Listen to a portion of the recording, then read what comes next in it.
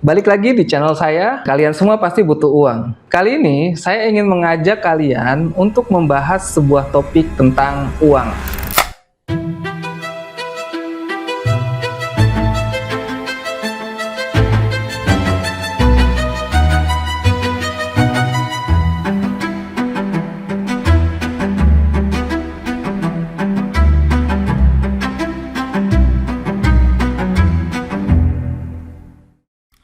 Assalamualaikum warahmatullahi wabarakatuh. Balik lagi di channel saya, Bima Aryo Seno. Nah, kali ini saya ingin mengajak kalian untuk membahas sebuah topik tentang uang. Kalian semua sudah tahu tentang uang, dan kalian semua pasti butuh uang. Nah, di akhir video saya ingin berbagi sedikit tips tentang bagaimana cara menyelesaikan persoalan keuangan. Nah, sebelum itu, saya ingin menjelaskan tentang sejarah uang itu sendiri. Sejarah uang itu sudah dimulai tahun 1000 sebelum Masehi oleh bangsa Tiongkok.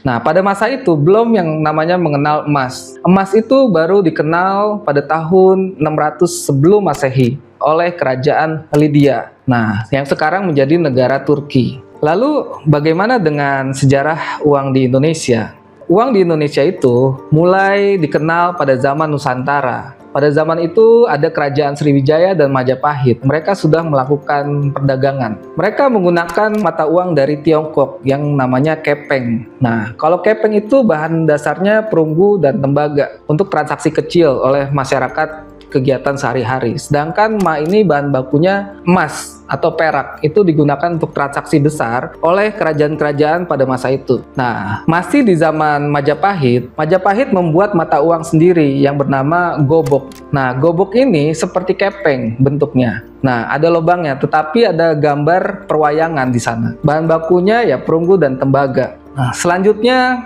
masuk ke era di zaman VOC masuk. Di zaman kolonial. Nah, di sana VOC menggunakan mata uang dari Belanda, yaitu gulden Belanda dan duit VOC, duit yang distem oleh VOC.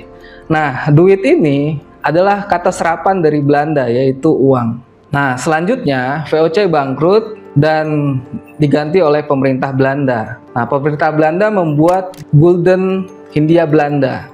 Masuk lagi di zaman penjajahan Jepang. Nah, di zaman penjajahan Jepang digunakan mata uang Dai Nippon sampai dengan mulai masuknya kemerdekaan Indonesia. Nah, di kemerdekaan Indonesia, Muhammad Hatta meresmikan mata uang Ori, uang Republik Indonesia. Di waktu yang sama, Belanda mencoba kembali untuk menguasai Indonesia. Dia membuat mata uang sendiri yang bernama NICA, Netherlands Indies Civil Administration. Ori ini ternyata mengalami yang namanya hyperinflasi pada saat itu, di mana produknya berharga 1 ori menjadi 100 ori, 100 kali lipat pada masa itu, karena gejolaknya antara Belanda dan Indonesia. Berakhir ketika konferensi Meja Bundar pada saat itu meresmikan kedaulatan bangsa Indonesia. Disitulah mulai dibangun kembali mata uang yang baru, yaitu ORIS, uang Republik Indonesia Serikat. Nah, uang ini hanya berlaku 1 tahun. Berikutnya, Ori digantikan menjadi mata uang NKRI rupiah, Negara Kesatuan Republik Indonesia, dalam bentuk rupiah, yang dipakai hingga saat ini. Seperti itu. Itu sedikit sejarah tentang uang. Lalu bagaimana dengan persoalan keuangan? Mungkin ada sebagian dari kalian mengalami persoalan keuangan. Sebelum itu kita coba memahami bagaimana perbedaan cara pandang orang kaya dengan orang miskin. Ketika orang menjadi orang kaya, dibuang uangnya atau dihilangkan uangnya dan kembali ke titik awal, mereka akan mudah sekali untuk kembali menjadi kaya.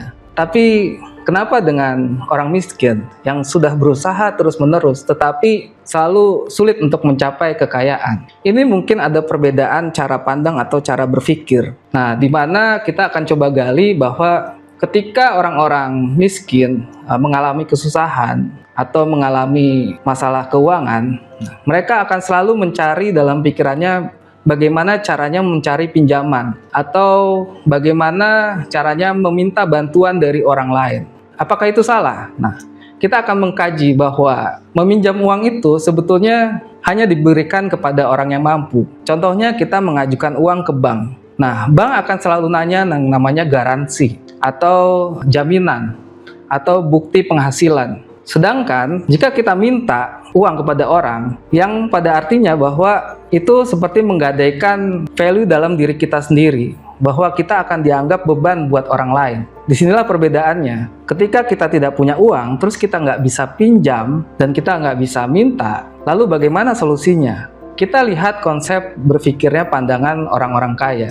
Dari berbagai teori ataupun informasi bahwa orang kaya ini melihat ke dalam dirinya, bahwa dirinya ini punya value atau punya nilai yang lebih baik. Bagaimana cara mereka memberikan value di dalam dirinya adalah dengan memberikan manfaat bagi orang lain. Semakin besar manfaat bagi orang lain, semakin bernilai diri kita ini. Nah, sederhananya, mereka ketika mulai dari nol, mereka akan mencari bagaimana diri kita bermanfaat buat orang lain. Bagaimana dia mencari keahlian dalam dirinya atau membuat suatu produk agar bermanfaat buat orang lain. Misalnya, hal sederhana, mereka tidak akan pernah gengsi untuk melakukan hal-hal seperti asisten rumah tangga, ART. Mungkin seperti mencuci baju satu orang misalnya. Nah, dari situ dia akan menabung dari hasil mencuci baju beberapa orang. Dari hasil tabungan, dia akan mencoba mengembangkan dengan membeli yang namanya mesin laundry. Dari mesin laundry itu, dia kembangkan untuk membantu mencuci banyak orang dengan membuka jasa laundry. Nah, dari jasa laundry itu, dia kembangkan lagi membuat cabang-cabang berikutnya dan merekrut staf-staf baru yang pada akhirnya dia kembali menjadi kaya. Nah, itu hal-hal sederhana yang bisa dilakukan oleh orang-orang yang ketika susah, bagaimana memahami diri kita bahwa kita ini punya value atau punya nilai yang bisa memberikan manfaat buat orang lain. Sekian video saya, semoga tips-tips ini dapat bermanfaat buat Anda dan semoga kalian sukses. Jika Anda suka dengan video ini, cukup like, komen, dan share ke teman-teman. Thank you, see you next video.